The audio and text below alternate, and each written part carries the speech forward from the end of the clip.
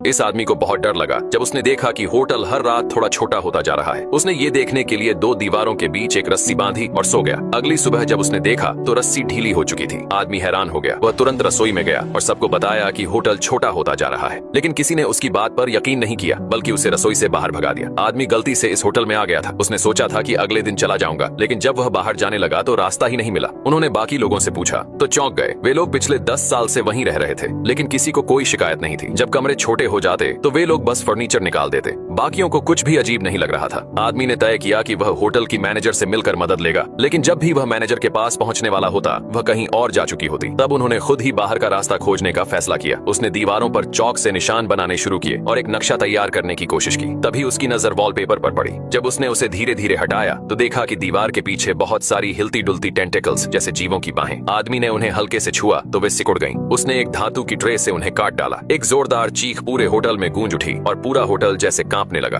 आदमी भागकर अपने कमरे में आ गया तो देखा कि सारे लोग अब अपने कमरों में छुपे हुए हैं। अब उन्हें आदमी की बात पर यकीन हो गया था और उन्होंने उसे अपनी उम्मीद मान लिया। आदमी ने उन्हें कागज दिए और कहा कि वे हर गलियारे में निशान लगाएं जहां वे खोज करें। उन्हें लगा कि इससे रास्ता जल्दी मिल जाएगा। सभी लोग खुशी खुशी खोज पर निकल पड़े। लेकिन जब आदमी वापस अपने कमरे में लौटा तो देखा कि सब लोग उसका खाना खा रहे थे और यहाँ तक कि उसका टूथब्रश भी इस्तेमाल कर रहे थे। मजबूरी में वह कमरे से निकल गया और गलियारे में ही लेटकर सो गया। धीरे धीरे वॉलपेपर ऊपर से झरने लगा और एक कंबल की तरह उसे ढक लिया। तभी एक फोन की घंटी बजी और आदमी उठ गया। उसने तेजी से कमरे में जाकर फोन उठाने की कोशिश की, लेकिन एक जवान आदमी पहले ही फोन काट चुका था। वह फोन होटल की मैनेजर की निजी लाइन थी। आदमी के लिए बाहर निकलने का आखिरी मौका था। गुस्से में आदमी उस युवक पर चिल्लाया और सबको कमरे से बाहर निकाल दिया। अब उसका नक्शा भी बेकार हो चुका था। थक हार कर वह चुपचाप बैठ गया। तभी दो अच्छे लोग उसके पास आए और उसे ढाढ़स बंधाया। उन्होंने कहा कि शायद बाहर जाने का रास्ता लॉबी में नहीं है। आदमी को बहुत निराशा हुई। तभी उसे ख्याल आया शायद दराज में कुछ होगा। उसने दराज खोली और हैरानी से देखा कि उसमें एक गुप्त रास्ता छिपा था। रास्ते की दीवारों पर टेंटिकल्स हिल रही थीं। आदमी थोड़ी देर रुका, लेकिन फिर उस रास्ते पर चलने लगा। रास्ते के अंत में उसे एक बहुत बड़ा अंडा मिला। जब उसने हाथ से उसे छुआ तो उसे महसूस हुआ कि उसके अंदर का जीव उससे जुड़ाव महसूस कर रहा है। वह भी आजादी चाहता था जैसे यह आदमी। उसने अपनी पूरी ताकत लगाकर उस अंडे को बाहर धकेला। जब उसने आंखें खोलीं तो पाया कि वह गहरे समुद्र के नीचे है। वह जीव अपनी टेंटिकल्स से उसे कसकर पकड़कर ऊपर रोशनी की ओर ले जा रहा था।